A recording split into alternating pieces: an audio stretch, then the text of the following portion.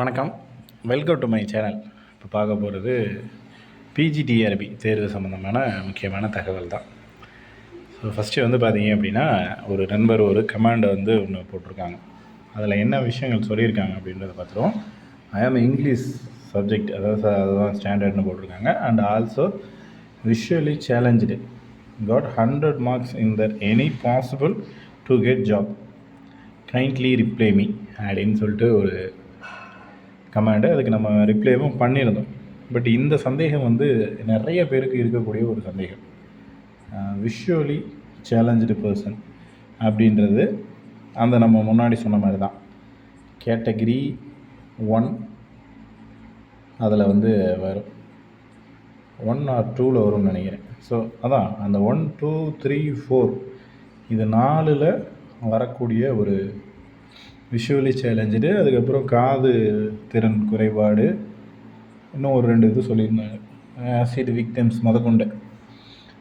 இது எல்லாமே வந்து பார்த்தீங்க அப்படின்னா கேட்டகரி 1, 2, 3, 4ல் வரக்கூடிய ஒரு விஷயம்.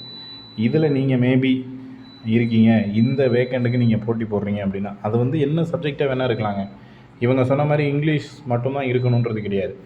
நீங்கள் என்ன சப்ஜெக்டாக வேணால் இருந்துக்கங்க.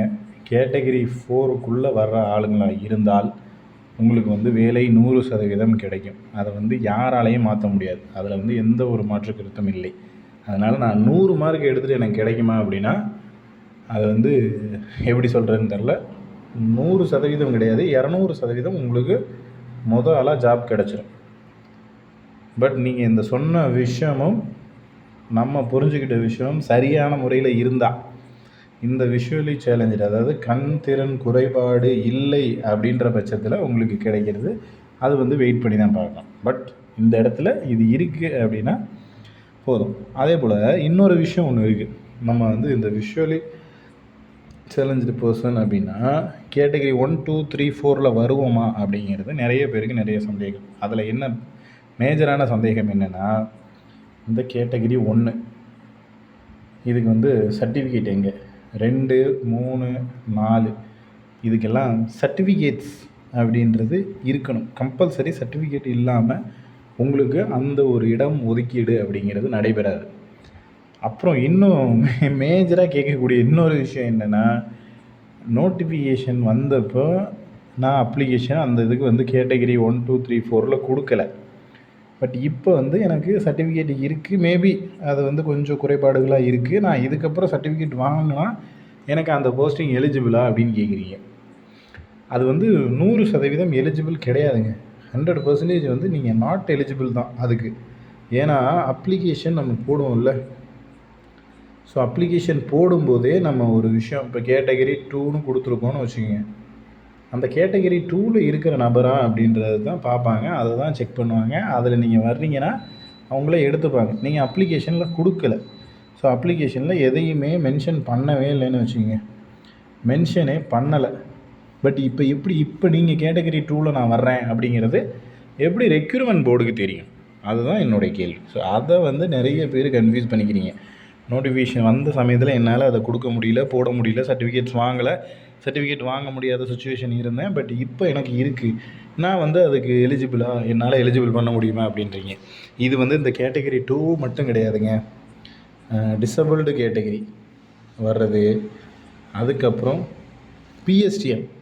பிஎஸ்டிஎம்னா தமிழ் வழி கல்வி, இதுவும் சேம் அதே தாங்க. ஒன்றும் இல்லை, நீங்கள் பிஎஸ்டிஎம்மாக இருக்கிறாள். பட் சர்டிஃபிகேட்டு அப்போதைக்கு அப்ளிகேஷன் போடுறப்ப இல்லை, அப்ளை பண்ணவும் இல்லை. அப்ளிகேஷன் போட்டாச்சு, நார்மல் கேண்டிடேட்டாக எல்லாம் பண்ணியாச்சு. இப்போ நீங்கள் அலைஞ்சு திரிஞ்சு எல்லாம் பண்ணி பிஎஸ்டிஎம் அப்படிங்கிற சர்டிஃபிகேட்டை வாங்கி கையில் வச்சுருக்கிறீங்க. நீங்கள் வாங்கி கையில் வச்சுருக்கிறது யாருக்கு தெரியும் அப்படின்றது தான்.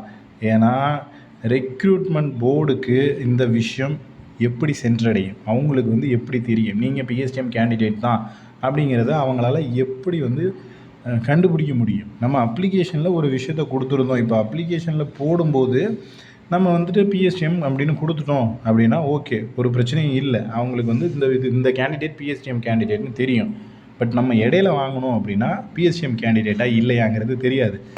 இதனால் என்ன பிரச்சனை நடக்கும் அப்படின்னா,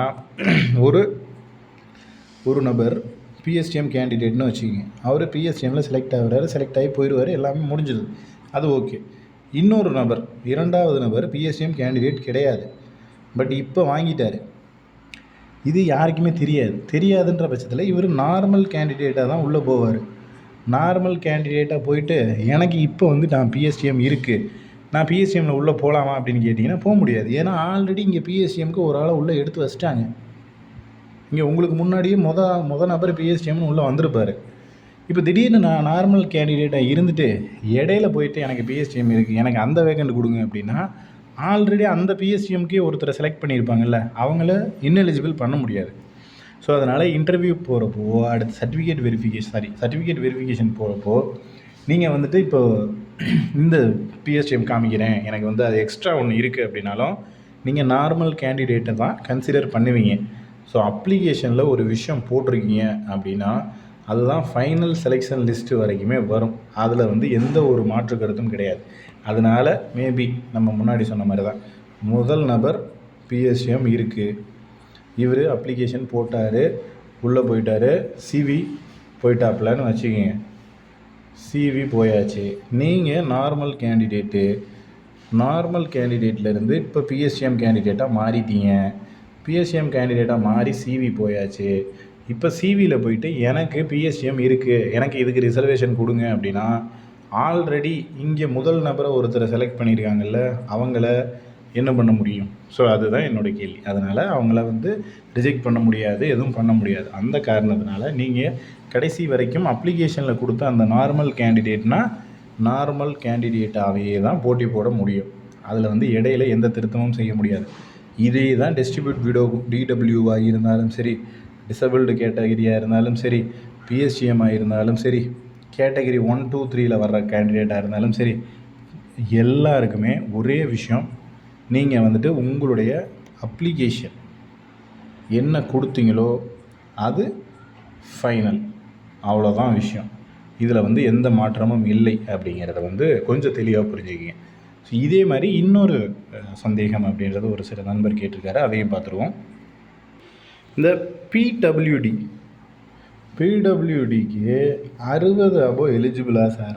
60 அபோவ் அப்படிங்காமல் நம்ம 60 அப்படின்னு எடுத்துக்கிட்டோம்னா எலிஜிபிள் இல்லை, இன்எலிஜிபிள் தான். நம்ம ஆல்ரெடி சொல்லிட்டோம். இப்போது நீங்கள் வந்துட்டு பிடபிள்யூடி கேண்டிடேட்டாக இருக்கலாம், என்ன வேணால் இருக்கலாம். நான் என்ன சொல்கிறேன்னா, நீங்கள் வந்து இந்த கேண்டிடேட்டுக்கு தனியாக ரிசர்வேஷனோ இல்லை வந்து எலிஜிபிள் மார்க்கோ யாரும் கம்மி பண்ணலை. எல்லாருக்கும் வந்துட்டு community base reservation, so reservation follow பண்ணி தான் கம்மி பண்ணியிருக்காங்க. ஸோ அதை முதல்ல வந்து புரிஞ்சுக்கிங்க. இந்த ரிசர்வேஷன் பிரகாரம் தான் உங்களுக்கு வந்துட்டு எலிஜிபிள் மார்க்கு அப்படின்றது மாறுபடும். பிடபிள்யூடி கேண்டிடேட்டு, பிஎஸ்டிஎம் கேண்டிடேட்டு, நான் டிசபிள்டு கேட்டகிரி, நான் கேட்டகிரி 1, 2, 3ல் வருவேன் அப்படின்னா அதில் வந்து அந்த எலிஜிபிள் மார்க் அப்படிங்கிறது சேஞ்ச் ஆகாது. ஸோ தயவு செஞ்சு அதை புரிஞ்சுக்கிங்க. ஜென்ரல் கேட்டகிரியாக இருந்தாலும் சரி, பிசி எம்பிசியாக இருந்தாலும் சரி, 75 மார்க் அப்படிங்கிறது, எம்பிசி டிஎன்சி சேம் அதே தான், பிசிஎம்முக்கும் அதே தான். எஸ்சி அண்டு எஸ்சிஏ அப்படின்னா 68 மார்க்கு, எஸ்டி அப்படின்னா 60 மார்க்கு. இப்போ நீங்கள் சொன்ன மாதிரி இந்த பிடபிள்யூடி கேண்டிடேட் வந்து எஸ்டியாக இருந்தால் மட்டும்தான் இங்கே எலிஜிபிள். எஸ்டி இல்லை, நான் பிசி கேட்டகிரி அப்படின்னா நீங்கள் எலிஜிபிள் கிடையாது. எம்பிசி கேட்டகிரினாலும் எலிஜிபிள் கிடையாது. ஜென்ரல் கேட்டகிரியில் வரனாலும் 60 மார்க்கு எலிஜிபிள் கிடையாது. எஸ்சியில் வந்தாலும் எலிஜிபிள் இல்லை, எஸ்சிஏயில் வந்தாலும் எலிஜிபிள் கிடையாது. எஸ்டியில் மட்டும்தான் இந்த 60 மார்க்குக்கு எலிஜிபிள் அப்படிங்கிறது இருக்குது. ஸோ ரிசர்வேஷன் பற்றி மறுபடியும் ஒரு விஷயத்தை அழுத்தம் திருத்தமாக சொல்லிக்க விரும்புகிறேன். ஏன்னா நிறைய பேர் இதை வந்து நிறைய குழப்பங்களை உண்டு பண்ணுற மாதிரியான விஷயங்கள் பேசுகிறீங்க. ரிசர்வேஷன் அப்படின்றது நம்ம கவர்மெண்ட் சைடில் இருந்து எடுக்கக்கூடிய, முன்னாடி இருந்து ஃபாலோ பண்ணிக்கிட்டு இருக்கக்கூடிய ஒரு விஷயம். அதனால் அனைத்து தேர்வுகளுமே ரிசர்வேஷனை ஃபாலோ பண்ணி தான் இருக்கும். ஸோ மார்க் கம்மியாகுது, இது ஏன் கம்மியாக இருக்குது அப்படின்னு கொஷின் பண்ணுறது நம்மளுடைய வேலைகள் இல்லை. உங்களுக்கு கொடுத்த எலிஜிபிள் மார்க் என்னவோ அதை எடுக்கிறது உங்களுடைய வேலை. ஸோ இது கம்மியாக இருக்குது, இந்த கேட்டகிரியில் கம்மியாக இருக்குது, அதில் கம்மியாக இருக்குது அப்படின்றத பேசுகிறது நம்மளுடைய வேலைகள் கிடையாது. ஸோ அதனால் தயவு செஞ்சு அந்த மாதிரி விஷயங்களை கொஞ்சம் தவிர்த்துட்டு எலிஜிபிள் மார்க் வாங்குறதுக்கு என்ன வழிகளோ அடுத்த தேர்வுகளில், ஏன்னா எலிஜிபிள் மார்க் வாங்காதவங்க தான் அந்தளவுக்கு புலம்புறதுக்கான காரணமும் இருக்குது. ஸோ அது மாதிரி அடுத்த தேர்வுகளில் எலிஜிபிள் மார்க் வாங்குறதுக்கு என்ன வழிகள் இருக்கோ அதை வந்து தேர்ந்தெடுங்க. தேவையில்லாதல் இந்த எலிஜிபிள் மார்க்கை பற்றி நீங்கள் ரொம்ப கஷ்டப்பட தேவையில்லை அப்படின்றது என்னுடைய தாழ்மையான வேண்டுகோள்.